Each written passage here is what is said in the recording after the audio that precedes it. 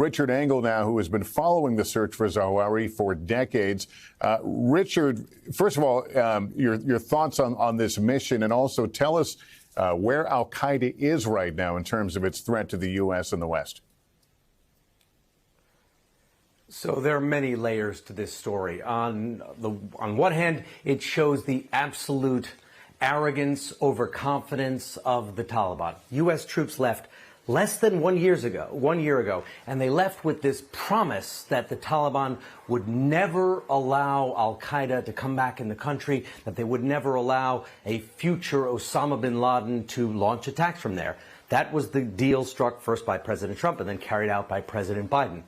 Clearly, they violated that deal with not only the leader of al-Qaeda, Ayman al-Zawahri, in Kabul, not far from the presidential palace, but he'd also apparently been there for months, long enough for U.S. troops to start briefing about his whereabouts, U.S. intelligence start briefing about his whereabouts back in April, long enough to build a mock-up of the safe house where he was staying, long enough for that mock-up to be studied, to have the president briefed, to discuss the infrastructure of the building so that when a strike was carried out, that it wouldn't cause collateral damage, kill members of Zawahri's team. And then the president gave the final go-ahead to the military a week ago, saying, when there is an opportunity, you guys take the strike. And that strike was taken while he was on a balcony in the middle of the night on Sunday to eliminate, apparently, the risk for collateral damage. So on one level, it shows decisive action from the United States,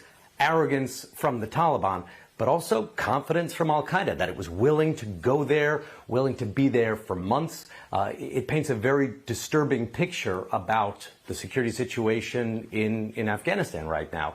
A lot of people don't know it, but there is cooperation between the United States and the Taliban when it comes to the fight against ISIS, which the Taliban see as a rival organization. But that cooperation has not really extended, clearly has not extended to the fight against al-Qaeda. And I think the U.S. now is sending a message to the Taliban, to al-Qaeda, that it does not want the organization once again to have a base in the country. Richard Engel, who has spent years in that part of the world covering the terror threats and the wars. Richard, thank you.